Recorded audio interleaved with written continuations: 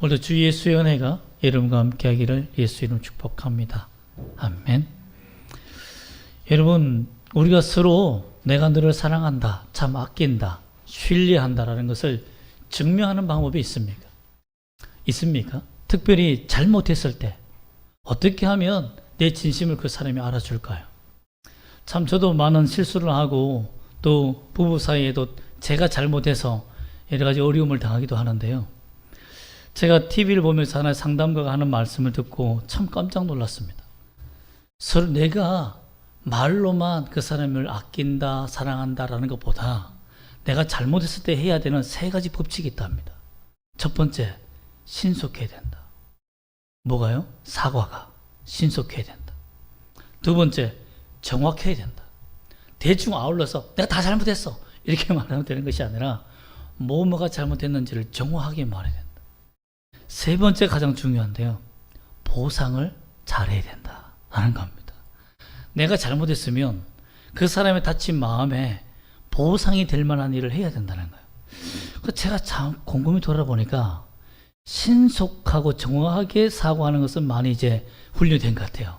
근데 보상은 잘 안 된 것 같아요. 이 보상의 문제로 말미암아서 많은 어려움을 사람이 겪는 거죠.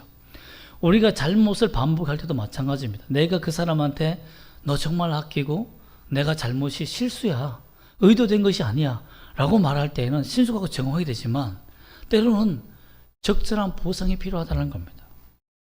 그것이 잘 되지 않으면 내 마음이 증명이 안 된다는 거죠.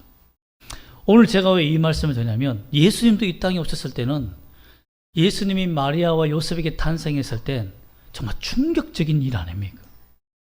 어떻게 처녀가 잉태하여 아들을 낳을 수 있겠습니까?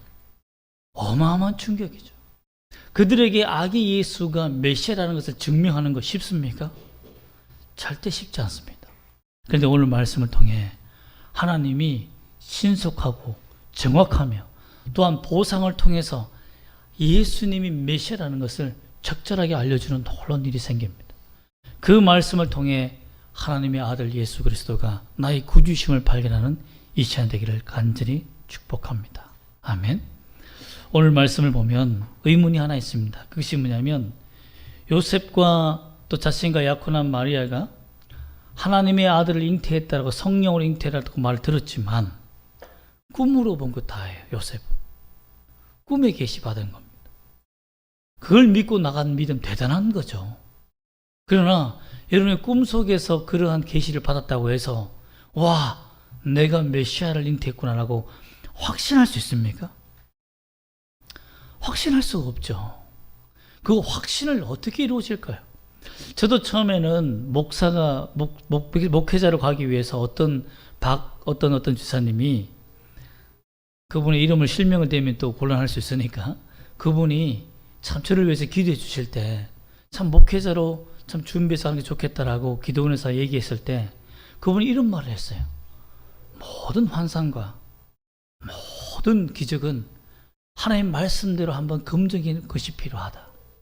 당신도 진짜 목사가 되려면 신학교로 가려면 정말 하나님이 당신이 불렀는지 한번 증명이 있어야 된다라고 하는 거예요. 그러면서 자기 일화를 설명해 줬는데 이런 얘기를 하는 거예요. 자기가 처음에 예수를 믿고 기도원에 와서 막 불을 받고 기도를 하는데 갑자기 환상이 보이면서 이상한 그림 하나가 나한테 보이는 거예요. 그 사람한테 보이는 거예요. 그 그림이 뭐냐면 성모 마리아가 아기 예수를 안고 있는 그림을 보여주면서 너 뱃속에 잉태된 아이가 이렇게 될 것이다 라고 그 환상 중에 나타난 그 존재가 얘기를 하는 거예요. 너무나 아름답고 너무나 멋있는 존재가 이렇게 말했다는 거죠. 꿈이 아니고 환상 중에, 기도 중에 그걸 본 거예요. 들은 거죠. 그러면서 자신이 내가 아무리 초신자지만 내가 이게 사탄인지 사탄이 아닌지 내가 구별할 수 있겠다라는 거예요. 그 사탄은 물러가라 라고 했다는 겁니다. 여러분, 자신이 어느 정도는 그래도 들은 것이 있고 본 영화도 있고 상식이 있으니까 이것이 무엇인지 분별할 수 있었지만 사탄은 우리를 교묘하게 속인다는 겁니다. 그런데 어떻게 마리아와 요셉이 꿈에 나타난 그 주의 천사가 어떻게 하나님의 영인지를 알고 어떻게 성령이 그에게 주신 하나님의 아들인지 어떻게 알았겠습니까? 의심이 되지 않겠습니까? 믿음으로 나가지만 이 믿음이 진짜인지 가짜인지 얼마나 흔들리겠어요. 저도 그랬습니다. 목사로 하나님이 부르셨다는 것은 확신하지만 내가 정말 목사가 되는 것이 맞는가라는 의심은 그 믿음 가운데도 늘 듭니다. 여러분도 그렇지 않습니까? 예수 믿고 살지만 내가 정말 구원받았는지, 내가 예수 믿는데 믿지만 진짜 내가 구원받았는지 항상 흔들리지 않습니까? 하나님이 내게 사랑하신다, 믿음 주시는 기적과 능력을 경험하고 확신해 가면서도 자꾸만 의심이 드는 것이 사탄의 계략이거든요. 그런데 오늘 말씀 보면 하나님께서 이 두 사람에게 놀랍도록 예수가, 너에게 잉태된 예수가, 탄생된 예수가 하나님의 아들이라는 것을 증명해 주십니다. 그 증명이 어떻게 일어나느냐? 첫 번째로 우리가 1장 25절 말씀을 먼저 보면 그 예언의 말씀이 이렇게 이루어짐을 말미암아 시작됩니다. 한번 1장 25절 말씀을 읽어볼까요? 시작. 아들을 낳기까지 동침하지 아니하더니 나음에 이름을 예수로 하니라. 무엇을 낳았다는 겁니까? 딸을 낳았다는 겁니까? 아들을 낳았다는 겁니까? 아들을 낳았다는 거예요. 하나님의 꿈, 주신 주의 천사의 꿈이 아들을 낳을 것이다. 이가 임마누엘이며 그 이름을 예수라 하였을 때 다 꿈에서 본 거예요. 또 환상 중에 본 겁니다. 마리아도. 그러니까 실제로 이루어지는 것은 이 아들이 태어나 봐야 하는 거죠. 그런데 만약에 아들이라고 생각했는데 딸이 태어나면 아니잖아요. 아니지 않습니까? 그런데 하나님이 아들이 탄생할 수 있도록 만들어주셨다는 거죠. 즉 아기 예수가 탄생했을 때 아들이었다는 것이 첫 번째 예수 그리스도가 메시아라는 증거를 하는 겁니다. 즉 주의 천사와 주의 영이 꿈속에서 나타나 하신 말씀의 계시는 거짓이 아니라는 것이 증명됐다는 거죠. 이걸로 만족할 수 있습니까? 아들이 태어나는 것은 50대 50 아닙니까? 아들일 수도 있고 딸일 수도 있지 않아요. 하나님께서 신속하게 또 역사하신 일이 뭐냐면 2장 1절과 2절 말씀 보면 누가 찾아옵니까?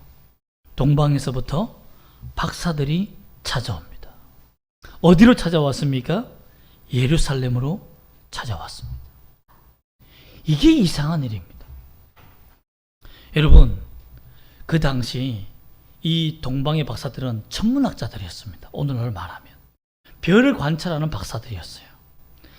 그 당시 기원전 5세기에 토성과 목성이 공전 주기가 겹치면서 서로가 이렇게 합체되면 크게 빛이 나는, 별이 빛이 나는 일이 있었습니다. 그래서 그 별을 보고 사람들이 찾아왔다는 건데요. 그날에 태어난 아기들이, 남자 아기들이 도대체 몇 명이었겠습니까? 그런데 어떻게 동방의 박사들이 별이, 토성과 금성이 합쳐지는 그 큰 별의 역사를 보고 이때 아들이 태어날 것인데 예루살렘으로 가자라는 결정을 어떻게 했겠습니까? 천문학자들이 어떻게 알았겠어요? 아들이 얼마나 많이 태어났는데 그 당시에. 여러분, 이것은 상상도 할 수 없는 일입니다. 그런데 어떻게 동방의 박사들이 왔느냐? 이 동방은 어디냐면 바벨론 옆에 있는 페르시아입니다. 페르시아의 학자들이 어떻게 하나님을 알게 되었을까요? 그들은 바벨론 포로로 끌려간 유대인들을 통해서 하나님의 은혜를 경험했던 사람들입니다. 그 나라가 하나님을 부인할 수 없는 증거를 가졌던 거죠. 그리고 큰 별이 나타나서, 동방으로 큰 별이 나타나서 메시아가 탄생할 것이라는 것을 다니엘의 예언, 그 시간적인 예언을 가슴에 품고 연구하고 살았던 사람들이에요. 그렇기 때문에 그들은 여호와 하나님의 기적을 보았습니다. 페르시아에 임하신 하나님의 능력을 보았어요. 그리고 예언대로 아수르가 망하고 페르시아가 망하고 정말 헬라가 망하고 로마가 탄생하는 다니엘의 예언을 보면서 수많은 천문학자들이 이건 비밀의 계시다, 반드시 메시아가 나타날 때가 됐다는 것을 그들은 직감하고 있었고 준비하고 있었다는 거예요. 그때 큰 별이 나타났을 때 그들은 수많은 아들들이 그 별 아래서 태어났지만 예루살렘으로 가자라고 결정한 겁니다. 그 페르시아에서 예루살렘까지 걸어오려면 사막과 물 건너 산 건너 6개월 이상이 걸립니다. 그러면 우리는 동방박사 세 사람이라잖아요. 황금과 유황과 모략을 들였으니까 세 사람이 아닙니다. 300명이 넘습니다. 그리고 그 로마의 식민지에 들어오려면 그 당시 로마 식민지였잖아요, 이스라엘이. 그렇기 때문에 들어오기 위해서는 반드시 로마의 허가를 맡아야 되는데 그러려면 왕의 서신이 필요합니다. 동방의 박사들은 천문학을 준비한 다음에 본 다음에 별이 나타났다, 메시아가 나타났구나, 그러면 가자, 이렇게 300명 준비해서 떠난 게 아니에요. 그 나라의 왕의 명령을 받아서 떠난 겁니다. 즉 국가 사절단으로 온 겁니다. 그렇게 해서 왔어요. 그렇기 때문에 이들이 와서 예루살렘에 도착하여서 헤롯 왕을 만난 그 자체가 기적이라는 겁니다. 그게 역사의 기록이 있는 겁니다. 국가 사절단은 왔기 때문에 역사의 기록이 있는 거죠. 그러므로 하나님은 예수님이 메시아라는 그 탄생의 그 놀라운 증명을 국가 역사의 기록함으로 말미암아서 증명하셨다는 겁니다. 그러나 더 놀라운 일이 있습니다. 그래서 나중에 보고요. 세 번째 증명이 뭐냐면 헤롯을 통해 증명하는 겁니다. 헤롯이 어떻게 예수님을 증명합니까? 다시 한번 읽어볼까요? 2절과 3절과 4절 말씀을 다시 한번 읽어볼까요? 시작. 유대인이 왕으로 나신 이가 어디 계시냐? 우리가 동방에서 그의 별을 보고 그에게 경배하러 왔노라 하니 헤롯 왕과 온 유대 사람이 듣고 소동한지라 왕이 모든 대제사장과 백성의 서기관들을 모아 그리스도가 어디서 나겠느냐 물으니. 여러분 신기하죠? 헤롯이 동방에서 온 박사들이 사절단으로 와서 메시아가 어디 있느냐, 유대인의 왕이 어디 있냐고 물었을 때 헤롯이 섬찟합니다. 왜 섬찟했을까요? 메시아를 기다렸습니까? 그는? 아닙니다. 헤롯은 에돔 출신입니다. 유대 출신이 아니에요. 즉 그는 로마의 아버지가 헤롯 대왕이 반역을 통해서, 쉽게 말하면 그 헤롯이 반역을 통해서 그 나라를 차지했거든요.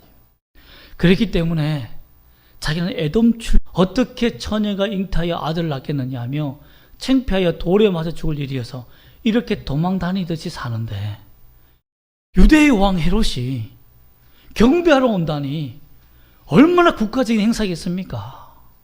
이걸 기대하고 있었던 거죠.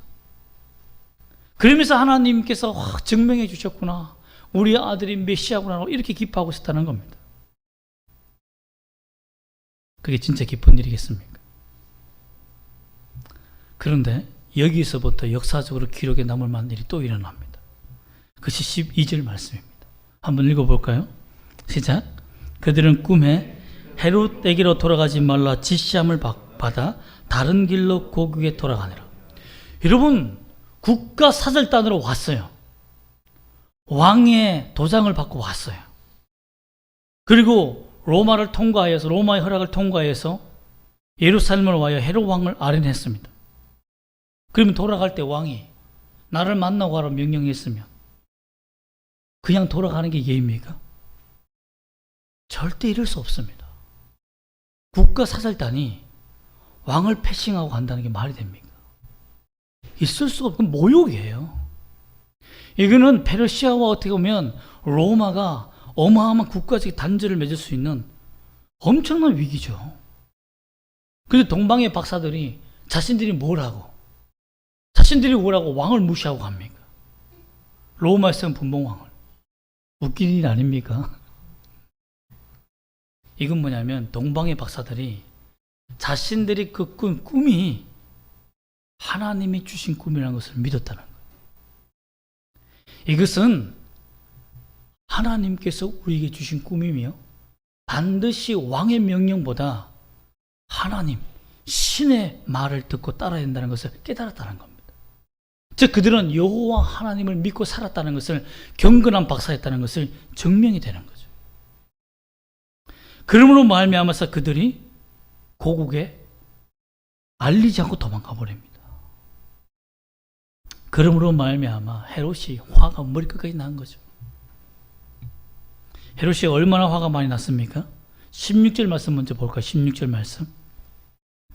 16절 말씀을 한번 읽어보겠습니다. 시작. 이에 헤롯이 박사들에게 속은 줄 알고 심히 노하여 사람을 보내어 베들레헴과 그 모든 지경 안에 있는 사내 아이를 박사들에게 자세히 알아본 그때를 기준하여 2살부터 그 아래로 다 죽이니. 이런 정책을 역사적으로 기록에 남겼다는 거예요. 즉 헤롯은 예수가 메시아며 얘가 크면 나를 죽일 왕이 된다는 것을 철떡같이 믿었다. 성경의 예언을 믿었다는 거예요.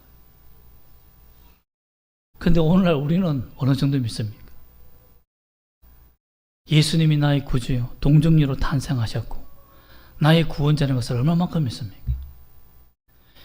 예수님을 주인으로 믿지 않는 헤롯도 이렇게 철두철미하게 믿고 죽이려고 2살 아래의 아이들을 다 죽이라고 명령할 만큼 정책을 펼칠 만큼 이렇게 믿었는데 우리의 믿음은 과연 어디에 있습니까? 또한 이 믿음의 보상을 하나님이 해주시는데요, 그들도 살려주었지만 이 마리아와 요셉은 얼마나 순진합니까? 이제 헤롯 왕이 와서 우리를 이제 경배하며 이 우리 아들을 왕으로 삼겠지라는 이런 들뜬 마음이 있지 않겠습니까? 그런데 하나님께서 13절 말씀에 나타나십니다. 이 어리석은 사람들 살려야 되잖아요. 한번 읽어볼까요? 시작. 그들이 떠난 후에 주의 사자가 요셉에게 현몽하여 이르되 헤롯이 아기를 찾아 죽이려 하니 일어나 아기와 그의 어머니를 데리고 애굽으로 피하여 내가 내게 이르기까지 거기 있으라 하시니. 요셉과 마리아 깜짝 놀란 겁니다. 이제 자신의 인생은 펼쳐졌다. 정말 이 아들로 말미암아 처음에는 자기 가문이 망하고 자기 인생이 망한 줄 알았는데 동방 박사들이 와서 황금과 유황과 몰려까지 줬으니 인생이 펴고 또 왕까지 오니 이제는 다 인생이 달라졌다라고 생각했는데 웬 날벼락입니까? 너를 죽이려고 한다. 도망가라. 여러분, 예수님께서 진짜 메시아라는 것을 여기서도 알 수 있는 거죠. 아, 죽이려고 하는구나. 진짜 메시아라는 것을 헤롯 왕이 믿고 있구나 하는 것을 알게 된 겁니다. 그래서 도망가요. 이집트로 도망갔는데요, 그것이 그냥 도망간 것이 아니라 마리와 요셉은 모르지만 마태는 이 도망간 것이 우리에게 증명해 주는 겁니다.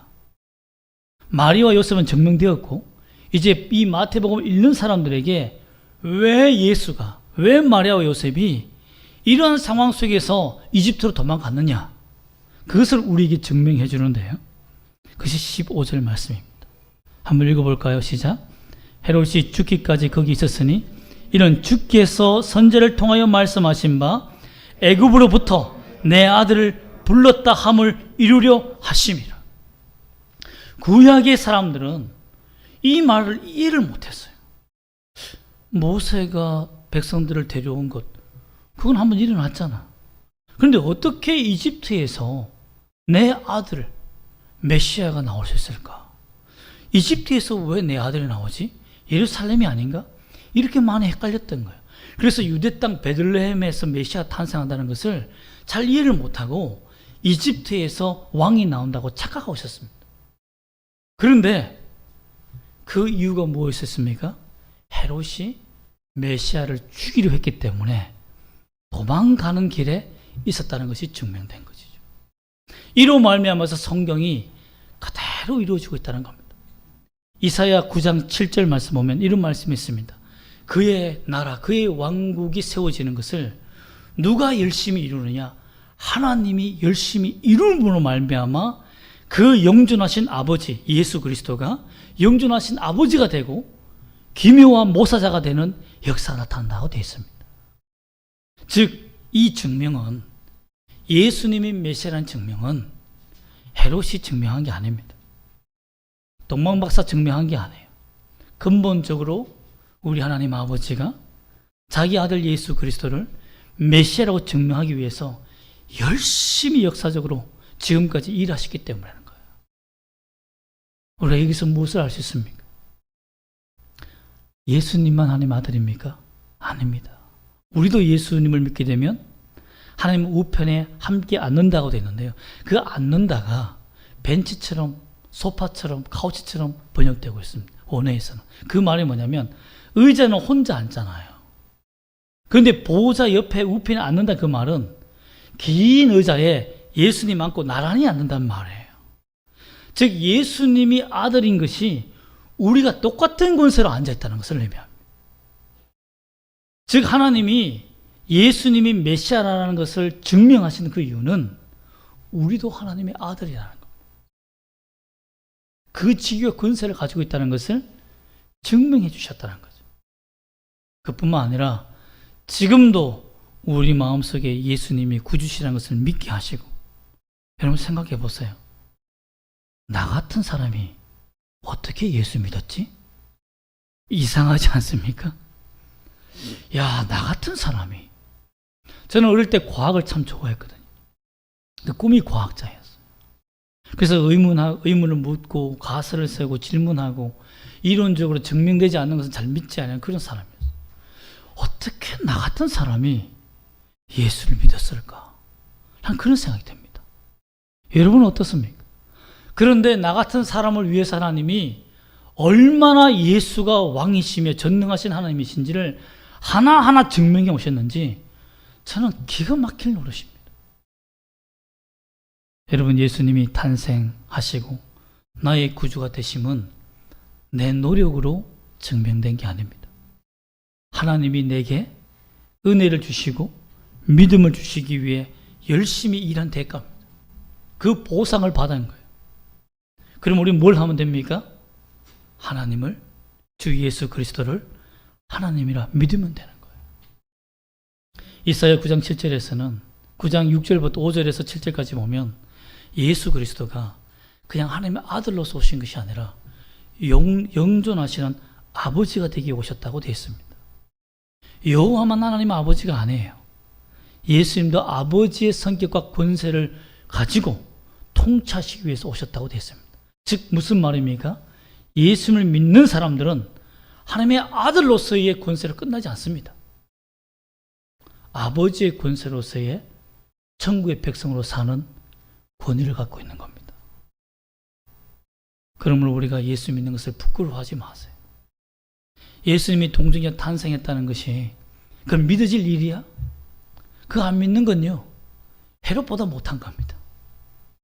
예수를 죽이려고 했던 헤롯보다 못한 사람이에요. 수많은 사람들이 예수님의 탄생과 부활을 부인하고 거절하고 그 역할을 노력했습니다.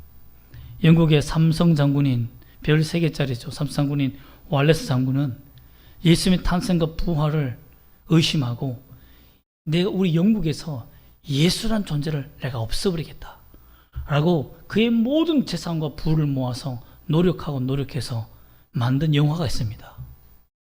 그게 배너입니다. 그 배너가 뭔지 아십니까? 벤허라는 영화는 예수님이 주라고 인정하는 거예요.